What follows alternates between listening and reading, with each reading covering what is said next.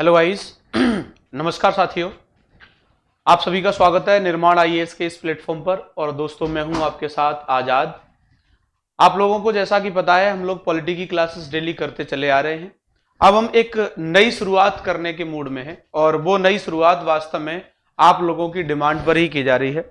आप में से बहुत सारे स्टूडेंट्स ऐसे हैं जो मुझसे पहले से पढ़ चुके हैं एथिक्स। कुछ लोग ऐसे हैं जो नए जुड़े हैं, उन्हें पता है कि मैं एथिक्स पढ़ाता हूं। तो YouTube पर हमारी अभी तक कोई इस प्रकार की क्लास नहीं आई जो इथिक्स से संबंधित हो। एक आध क्लास कोई चर्चा हुई होगी तो अलग बात है, अदरवाइज हमारी कोई नियमित क्लास इथिक्स को लेकर के शुरू नहीं हुई है।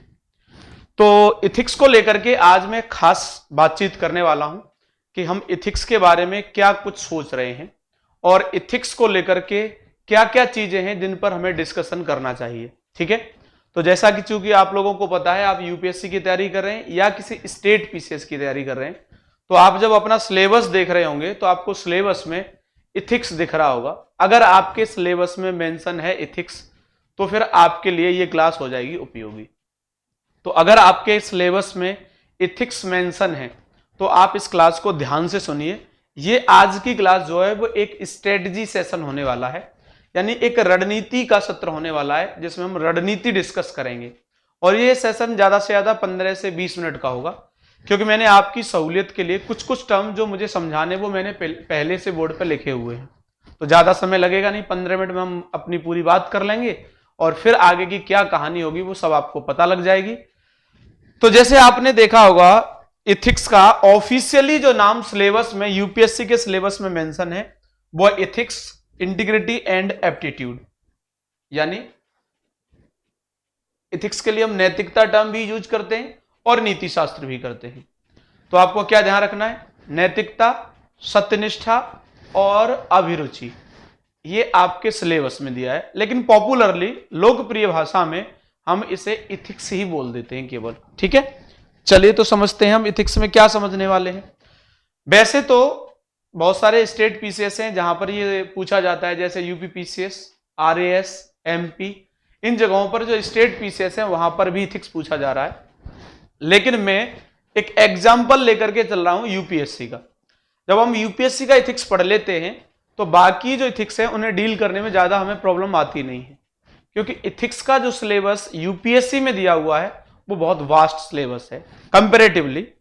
यानी हम स्टेट पीसीएस के साथ कंपैरिजन करें तो हमें यूपीएससी का जो सिलेबस है थोड़ा व्यापक दिखाई देता है। तो इसलिए हम यूपीएससी को ही आधार मान करके डिस्कशन अपना स्टार्ट करते हैं। तो जैसा कि आप लोगों को पता है, यूपीएससी में इथिक्स का जो पेपर है वो मेंस में जीएस4 के नाम से लोकप्रिय है, जाना जाता है जीएस4 के नाम से। तो हमारा जो सेशन है ये आज का, इस सेशन में हम जो डिस्कस करने वाले हैं वो पॉइंट आपके सामने दिए हुए हैं। What is the importance, ethics का महत्व क्या है। तो पहले बिंदु को हम डिस्कस करेंगे अच्छे से। दूसरा बिंदु दिया हुआ, प्रीलिम्स से पहले पढ़ना क्यों जरूरी है। भाई इथिक्स को पढ़ने को तो हम बाद में भी पढ़ सकते हैं, लेकिन प्रीलिम्स से पहले पढ़ना क्यों जरूरी है इथिक्स को। और तीसरी बात ये कि इथिक्स की तैयारी के लिए हमारे क्या प्रयास होंगे। जो मैं सेशन लेके आया हूं ये, तो हम क्या कुछ करने वाले हैं इथिक्स के लिए, इस बात के बारे में हम जान लेंगे।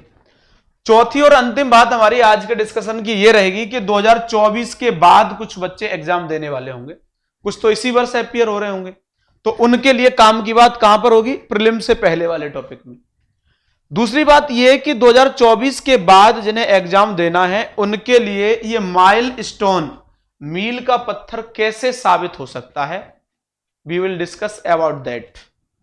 तो आपको समझना है इन चारों बिंदुओं को थोड़ी ही देर में। सबसे पहले हम बात कर रहे हैं इंपॉर्टेंस की। What is the importance of ethics, आपसे कोई पूछे तो देखिए, इंपॉर्टेंस की बात करें तो इंपॉर्टेंस तो हमें कई जगहों पर, अगर एग्जाम की बात करें तो हमें यूपीएससी के एग्जाम में देखने को मिल रहा है। इसके अलावा हम यूपी पीएससी या यूपी का पीसीएस कह लीजिए आप, है ना, एमपी का पीसीएस कह लीजिए, आप आरएएस कह लीजिए, इन एग्जाम्स में आपको देखने को मिल रहा है इंपॉर्टेंस। और अदर्स, इनके अलावा भी बहुत सारी जगह ऐसी हैं जहां एथिक्स का यूज होता है। ठीक है, तो हम जो बात कर रहे हैं एग्जाम्पल किसे लेकर के चल रहे हैं, यूपीएससी को। तो इन एग्जाम में इंपॉर्टेंस है एथिक्स का।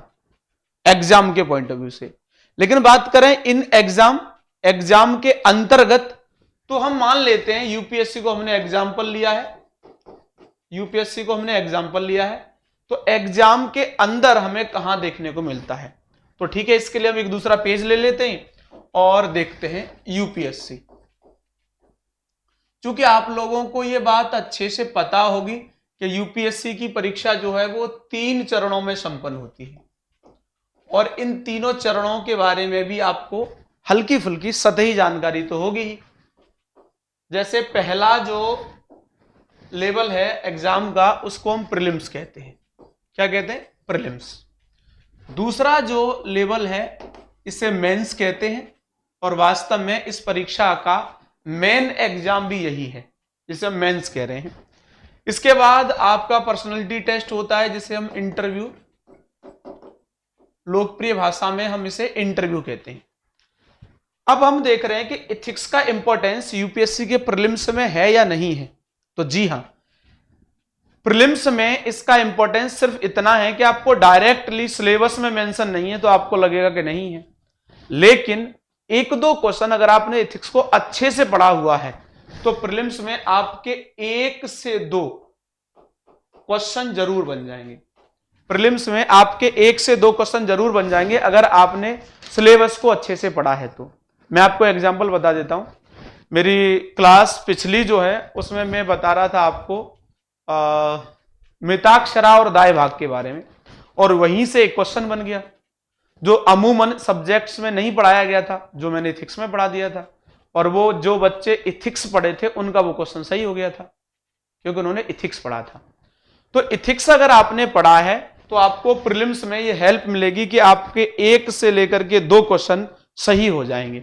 ठीक है, अब आते हैं बात मेंस पर। चूंकि आप लोगों को पता है यूपीएससी में एथिक्स के पेपर को हम GS4 के नाम से जानते हैं, GS4। तो GS4 तो पूरा कंप्लीटली एथिक्स का पेपर है ना। लेकिन अब इसके अलावा ये तो पूरा ही है, ये तो हमें पूरा ही कवर करना है। इसके अलावा हमें और कहां कहां पर इसका महत्व देखने को मिल रहा है। तो GS3, GS2, GS2, GS1, GS1, और इसके अलावा ऐसे और ऑप्शनल।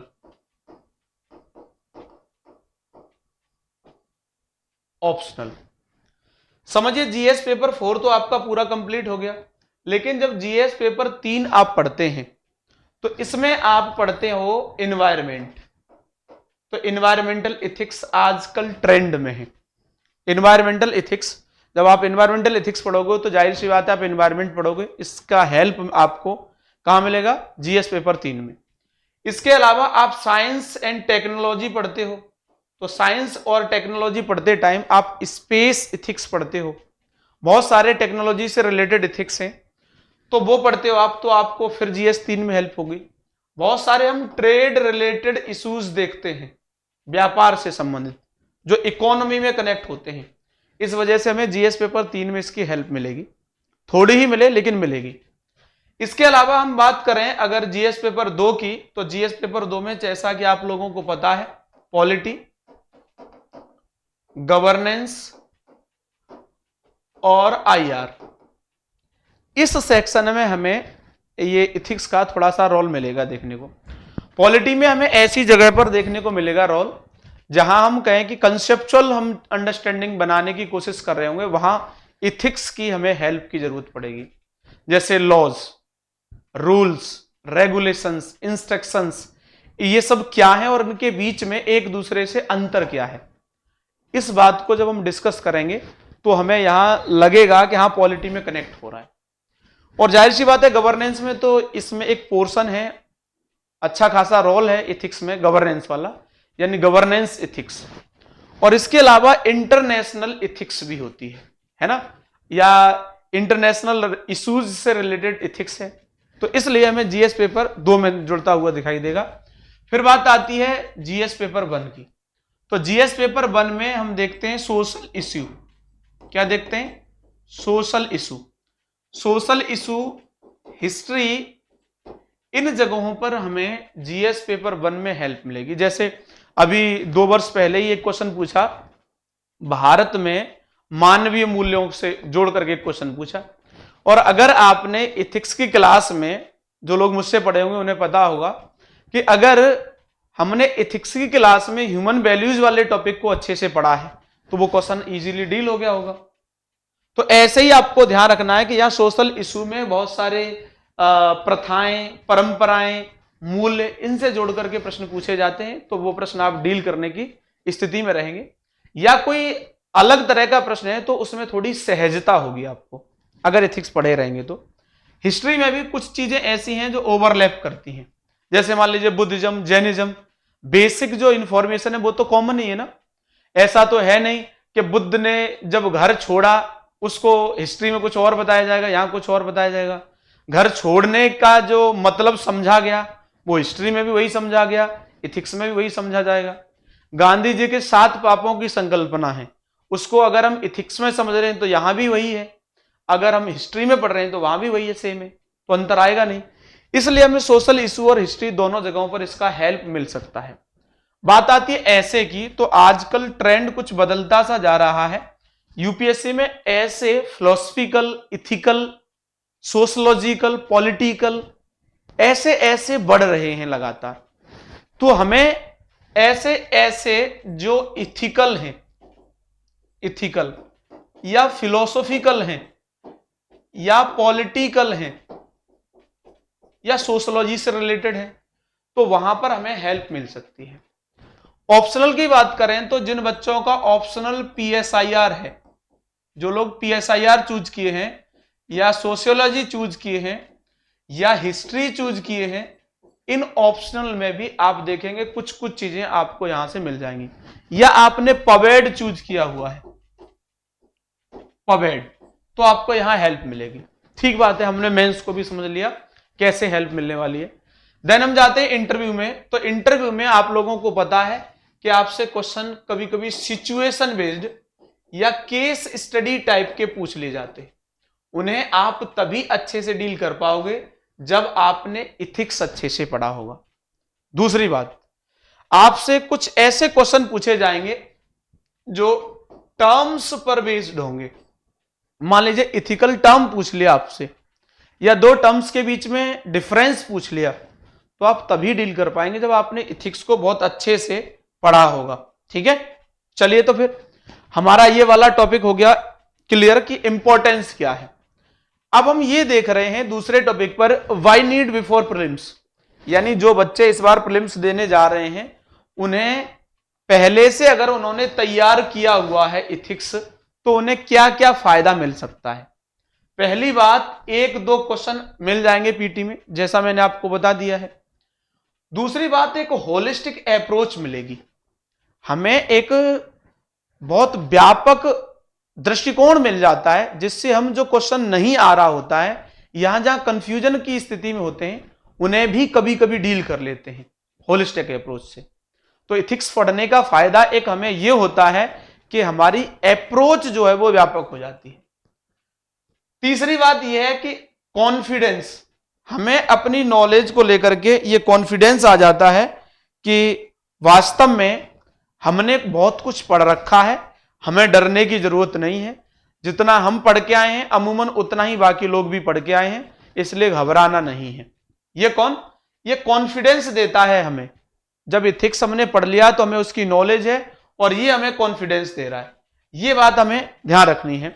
इसके अतिरिक्त जो हम अंतिम पॉइंट इस बारे में देख रहे हैं वो भी हमें ध्यान रखना है कि इजी फॉर मेंस, हमने प्रीलिम्स दिया, लेकिन प्रीलिम्स के बाद अगर मेंस के आपके सब्जेक्ट तैयार नहीं है, एज लाइक इथिक्स, ऑप्शनल, ऐसे, तो फिर आप अंडर कॉन्फिडेंट हो जाओगे, मेंस में अच्छा परफॉर्म नहीं कर पाओगे। उसकी वजह 2 ही है।